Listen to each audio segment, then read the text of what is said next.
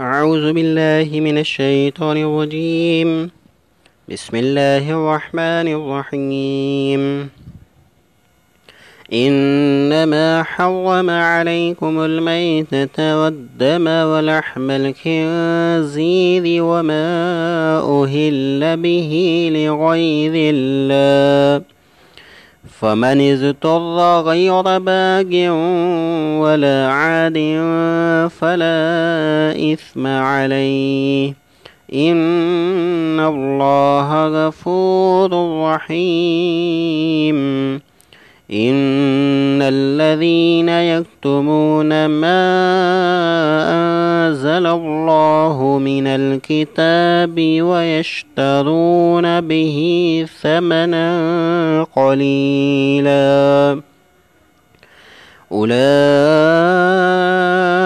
ما يأكلون في بطونهم إلا النار ولا يكلمهم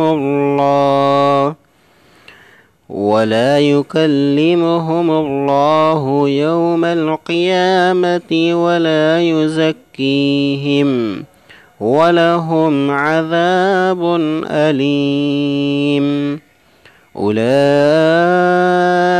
الذين اشتروا الضلالة بالهدى والعذاب بالمغفرة، فما أصبرهم على النار.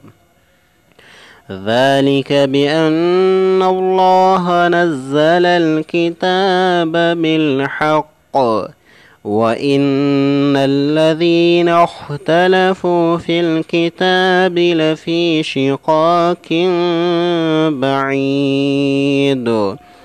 ليس البر أن تولوا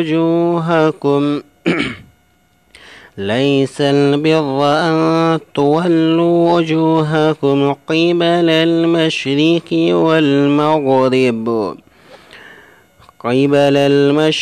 والمغرب ولكن البر من آمن بالله واليوم الآخر والملائكة والكتاب والنبيين، وآتى المال على حبه ذوي القربى واليتامى والمساكين وابن السبيل والسائلين وفي الرقاب، وأقام الصلاة وآتى الزكاة، والمؤفون بعهدهم إذا عاهدوا، والصابرين في البأساء والضراء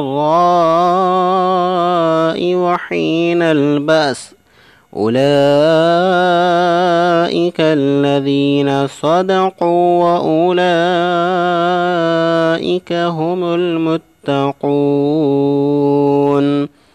صدق الله العظيم.